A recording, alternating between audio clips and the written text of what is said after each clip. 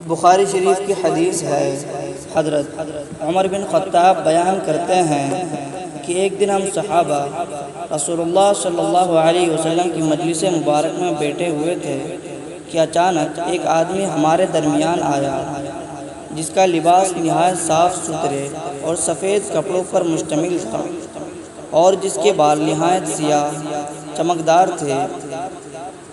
اس آدمی پر نہ تو سفر کی کوئی علامت تھی کہ اس کو کہیں سے سفر کر کے آیا ہوا کوئی اجنبی آدمی سمجھا جاتا، اور نہ ہم میں سے کوئی اس کو جانتا تھا، جس کا مطلب یہ تھا کہ یہ کوئی مقامی آدمی ہو یا کسی کا مہمان بھی نہیں تھا۔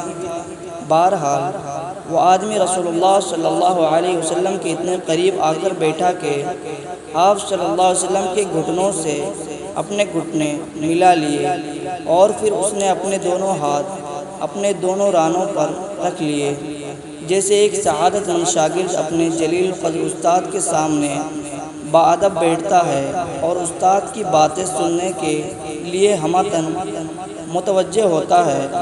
اس کے بعد اس نے عرض کیا، اے محمد صلی اللہ علیہ وسلم، مجھ کو اسلام کی حقیقت سے آگاہ فرمائیے۔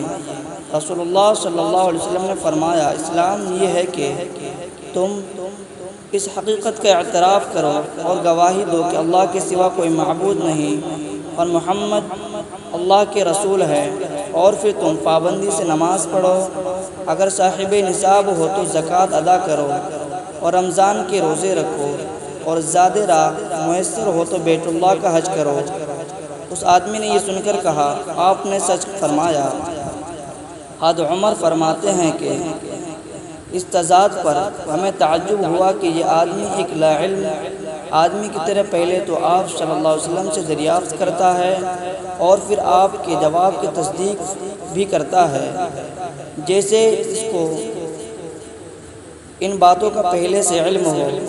پھر وہ آدمی بولا، اے محمد صلی اللہ علیہ وسلم، اب ایمان کی حقیقت بیان فرمائیے۔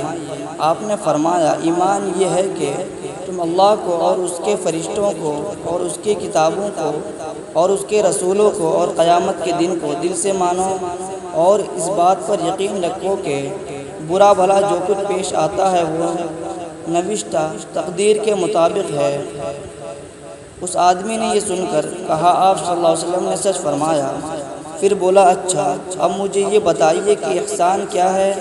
رسول اللہ نے فرمایا، احسان یہ ہے کہ تم اللہ کی عبادت اس طرح کرو گویا کہ تم اس کو دیکھ رہے ہو، اور اگر ایسا ممکن نہ ہو، یعنی اتنا حضور قلب میسر نہ ہو سکے، تو پھر یہ دھیان میں رکھو کہ وہ تمہیں دیکھ رہا ہے۔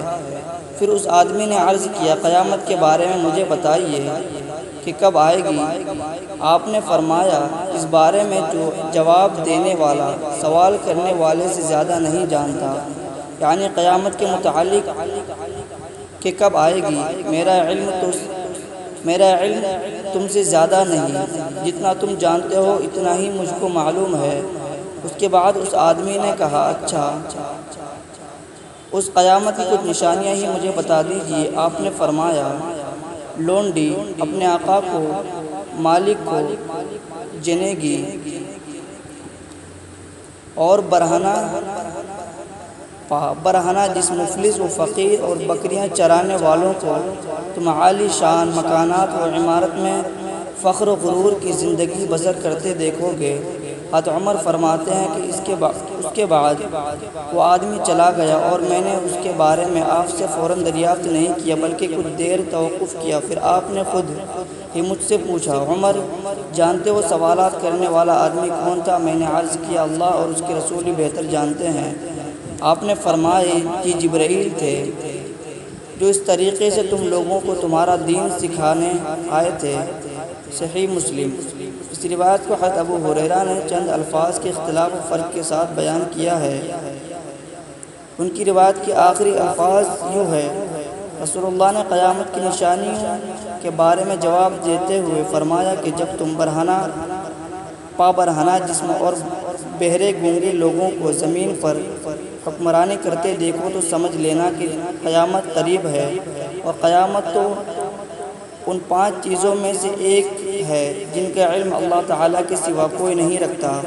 پھر آپ صلی اللہ علیہ وسلم نے یہ ان اللہ عنده علم الساعہ وینزل الغیث آخر تک پڑھی، جس کا ترجمہ یہ ہے کہ اللہ ہی قیامت کا علم ہے اور بارش کا کب برسائے گا، اور وہی حاملہ کے پیٹ کی چیزوں کو جانتا ہے کہ لڑکا ہے یا لڑکی، اور کوئی آدمی نہیں جانتا کہ وہ کل کیا کام کرے گا، اور کسی آدمی کو نہیں معلوم کہ کس زمین پر اسے موت آئے گی، بے شک اللہ ہی جاننے والا اور خبردار ہے۔